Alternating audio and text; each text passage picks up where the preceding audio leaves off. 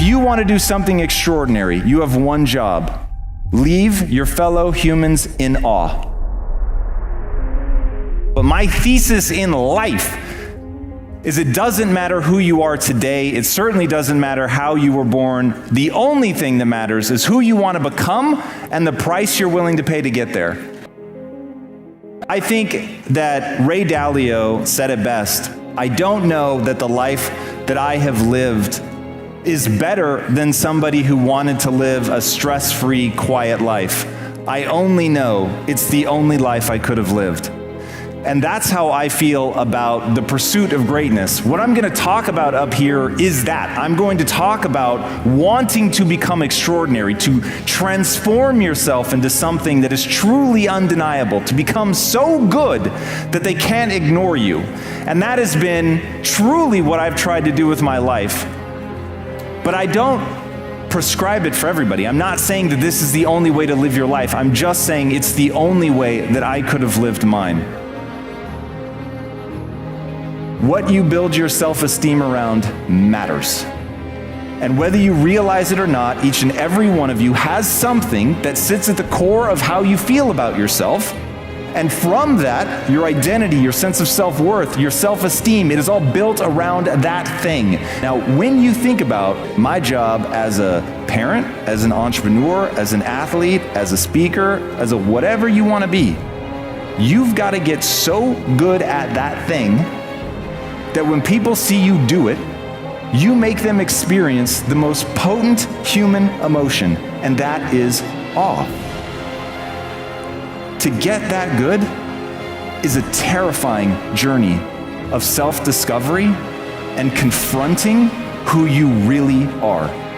Because you cannot make change until you acknowledge where you're actually at. If you understand where you're weak, then you know where to spend your time building skills. To me, the gap between where you are now and where you want to go is a gap of skill set. There will be an extraordinary price to pay, but you can go in any direction. Now, I don't think that we're born blank slates, but we are so close to that.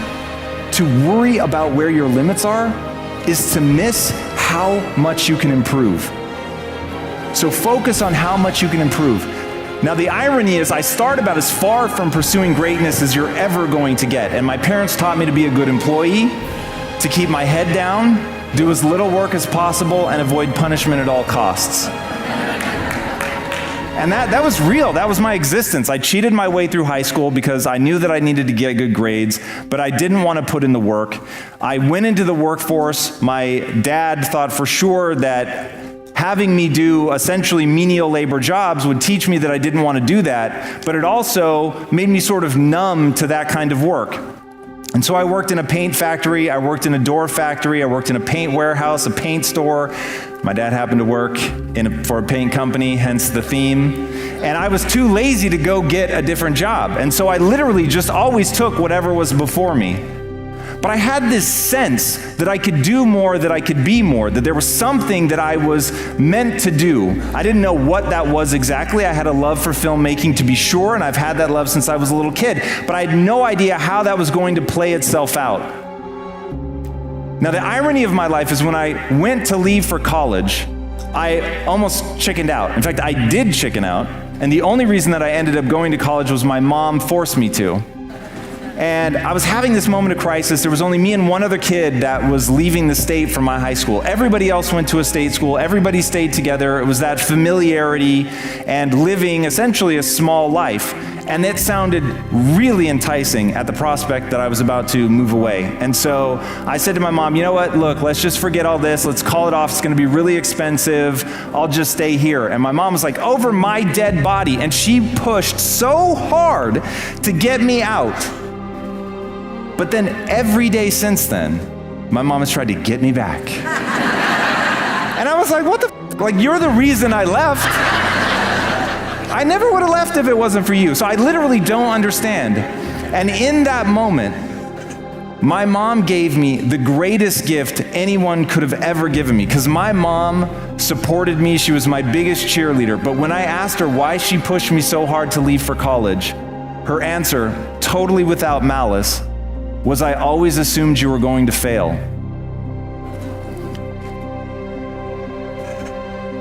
You didn't have the drive. She was like, you were so lazy in high school. But I didn't want you to live a life of what if. I didn't want you to wonder what your life would have been like if you had at least tried. But you didn't show any signs of being capable of doing what you've gone on to be capable of doing. I would lay in bed for up to 4 hours a day, every single day, because I couldn't motivate myself to get out of bed. I didn't have a job. My girlfriend, now wife, was working, and I had one thing that I had as a responsibility every day, and that was to make her a sandwich before she came home for her lunch break. And the only thing that would get me out of bed, 15 years before I'm capable of building $1 billion company, the only thing that got me out of bed was shame.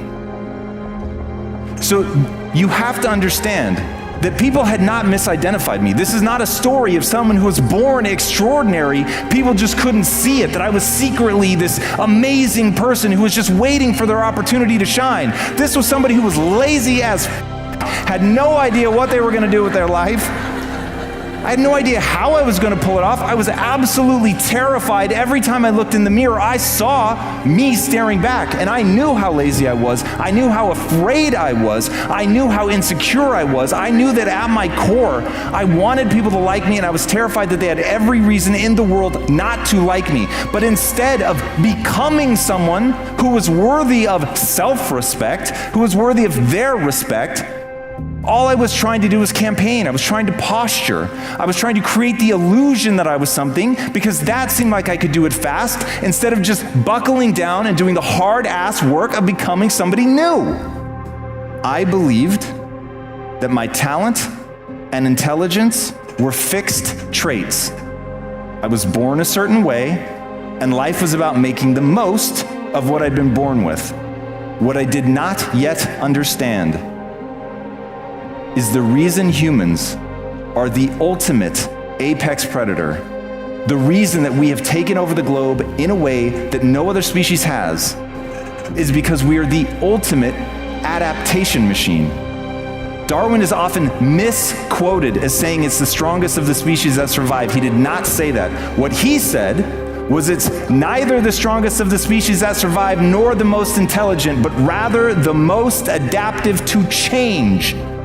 It is the animal that can change the fastest to a changing environment that becomes the most dominant species the world has ever seen. It is our very nature to change. That is what we are wired to do. So you can go to the gym and bust your ass and train your body and change your physique, and we've all seen it happen with bodybuilders. We all get that they came out of the womb weak just like everybody else, and they put themselves under an ungodly amount of stress and strain, and they push themselves every day, and they had this just unimaginable amount of discipline. And from that, they are able to transform themselves into somebody completely unrecognizable. It is amazing. And because it happens on the outside, we all get it, we all believe in it. We look at athletes and we understand that they work their way there. But we don't look at Garry Kasparov and realize he did the same thing, because what's happening in the mind seems invisible. We can't see it. We don't understand what's happening. And so as shame was the only thing that would drag me out of bed, I didn't understand that the same thing I believed to be true of my body was true of my mind. I believed that the human mind couldn't change. I believed that it was fixed. I believed that my talent and intelligence were just what they were. It all seemed true. It wasn't like I knew it to be a lie. It wasn't even like I knew that I had a choice to think of it a different way. And one of my favorite quotes of all time is from Albert Einstein. And he said, the most important decision any human being has to make is whether they live in a friendly or a hostile universe. So at moments where I'm bone tired, I have that clarity. And when you have the clarity and you know where you're trying to go, then it becomes clear about what you have to train at. What are the things you have to train into yourself? But the only way to do that is to have a self-esteem that's built entirely around being the learner. Why? Because you get the shot to the head, the nugget of gold at your feet. It says, you suck at this. That hurts, man. That's hard to own. It's hard to face. and there's 1,000 voices in your mind telling you all the reasons why it's somebody else's fault and it's not your fault. But the reality is, the moment you do that, you're giving away your power because you're not looking for a way to change. You're not looking for a way to shape your skill set. Remember, between where you are and where you want to go, it is a gap of skill set. But I'm begging you, I am begging you with everything I have. Remember that just 15 years earlier, I got out of bed solely out of shame. My mother thought I was going to fail. My father-in-law did not want me to marry his daughter. Brick by brick, day after day, I transformed myself. It was not an uncovering of something that was real and already there. It was simply acknowledging I am a hopelessly average human, but humans are the ultimate adaptation machine. So I can change. I can become whatever I want. And I just became single-mindedly focused on how much I could grow. And now that I was getting value and self-esteem out of growing instead of out of being, everything in my life changed.